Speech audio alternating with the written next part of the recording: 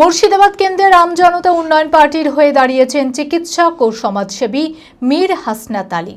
বিশিষ্ট চিকিৎসক ও সমাজসেবী সমাজের উন্নয়নের জন্যই বিধানসভায় প্রতিদ্বন্দ্বিতা করছেন বলে জানিয়েছেন। পিছিয়ে পড়া মুর্শিদাবাদ কেন্দ্রে কৃষিক্ষেত্রে উন্নতি ও পর্যটন কেন্দ্রে উন্নতি হবে, এটাই তার প্রধান লক্ষ্য। আমজনতা উন্নয়ন পার্টি মনে করে মানুষের মধ্যে সাম্প্রদায়িক ভেদাভেদ দূর করে সকলের উন্নয়ন করাই হচ্ছে আসল কাজ, আর সেই কাজটাই করতে চান চিকিৎসক মীর হাসনাত আলী। মানসিক স্বাস্থ্যের জন্য সবার আগে যে নামটি মনে ভেসে ওঠে, সুস্থ মনের ঠিকানা মনোবীক্ষণ। যোগাযোগ নাম্বার 7477799513। ছাত্র অবস্থা থেকেই রাজনীতির সাথে যুক্ত মুর্শিদাবাদ কেন্দ্রের আমজনতা উন্নয়ন পার্টির প্রার্থী মীর হাসনাত আলী বিভিন্ন সামাজিক কার্যকলাপের সাথে সাথে চিকিৎসার দিক সামলান এবং এর পাশাপাশি যেখানে সাধারণ মানুষের অন্যায় দেখেন সেখানেই প্রতিবাদ করেন। প্রথমে কংগ্রেস, পরে তৃণমূল করলেও নিজেকে মেলাতে পারেননি এই চিকিৎসক। সেই কারণেই আমজনতা দলের মাধ্যমে মানুষের কাজ করার শপথ নিয়ে এই নির্বাচনে বাঁশি চিহ্নে মুর্শিদাবাদ কেন্দ্রে প্রার্থী হয়েছেন। বিজেপি ও তৃণমূল প্রার্থী নিয়ে তার কোনো অভিযোগ নেই, তবে সাধারণ মানুষ যদি তাকে ভোট দেয় আজীবন তাদের হয়ে কাজ করে যাবেন বলে জানিয়েছেন এই চিকিৎসক। দেখুন, আমি কোনো প্রার্থী নিয়ে আমি কোনো মতবাদ দেব না। আমি একদমই গান্ধীবাদী মানুষ, কারোর বিরুদ্ধে আমার কোনো বক্তব্য নেই। আমার জনগণের কাছে আবেদন যে আপনারা তো দেখেছেন বিজেপিকে, আপনারা দেখেছেন তৃণমূলকে, আপনারা একজন স্বচ্ছ মুখ আপনাদের সামনে হাজির হয়েছে, আপনারা তাকে সেবা করার সুযোগ দিন। এতদিন যে পরিষেবা দিয়ে এসেছি মানুষের স্বাস্থ্য পরিষেবা, আমি আর কোনো পরিষেবা দিতে পারিনি স্বাস্থ্য ছাড়া। এই স্বাস্থ্য পরিষেবা ছাড়াও আরও যেসব পরিষেবা মানুষের প্রয়োজন আমি ফিল করেছি, আমি দেখেছি যে আরও অনেক পরিষেবার দরকার। শিক্ষা, তার পরিকাঠামো, রাস্তাঘাট, ট্রান্সপোর্ট ইত্যাদি ইত্যাদি অনেক পরিষেবা মানুষের প্রয়োজন। এগুলো আমরা যেমন আগে শুনেছি, বললাম একটু আগে যে আমরা রাজনীতিতে একটি শব্দ শুনতাম যে রাজনীতিতে কি, এখন তো ধর্মভিত্তিক রাজনীতি হয়েছে, এটা ছিল না আগে। আমাদের ছিল রুটি কাপড়া মকান, মানুষের রুজি পেয়ে কাপড় এবং তার বাসস্থান, মানে খাদ্য বস্ত্র বাসস্থান, এটা ছিল আমাদের তখনকার স্লোগান।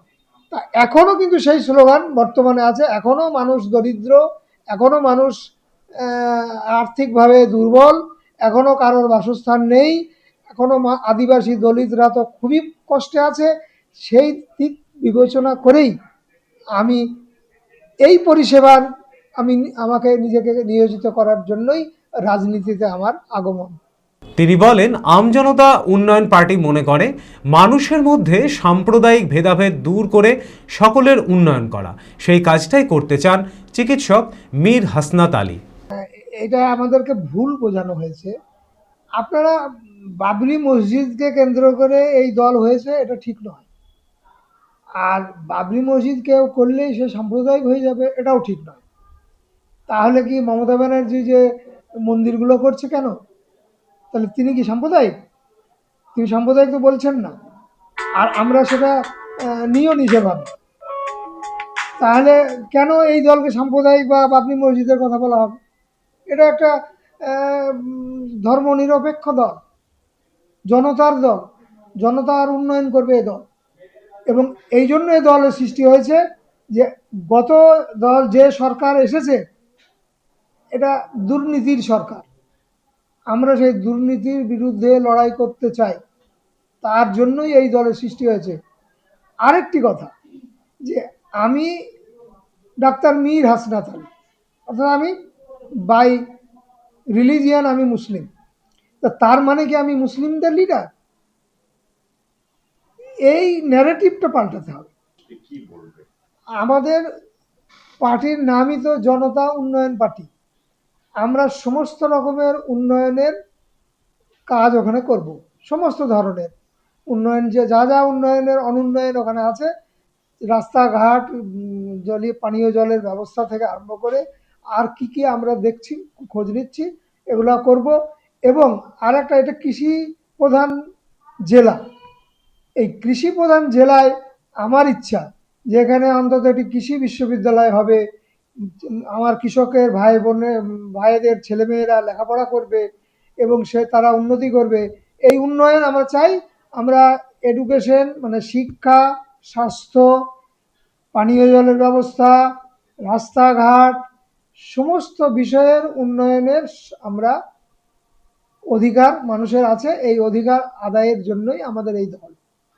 এই জেলায় এবং বিশেষ করে আমার যে বিধানসভা, এই জেলায় মানুষের আয়ের উৎস হচ্ছে পর্যটন। সেই পর্যটনের এখানে পরিকাঠামো একেবারে জিরো, কিচ্ছু নেই। আমরা যদি ক্ষমতায় আসি বা আমরা যদি মানুষ আমাদেরকে আশীর্বাদ করেন, তাহলে আমরা পর্যটনের ব্যাপারে যত রকমভাবে সুযোগ সুবিধা বা ফেসিলিটিস দেওয়া যায় বা মানুষকে এই পর্যটন শিল্পে নানাভাবে এগিয়ে এনে তাদের আয়ের উৎস তৈরি করা যায়, এগুলো আমরা আগামী দিনে এই চিন্তা ভাবনা আমাদের আছে।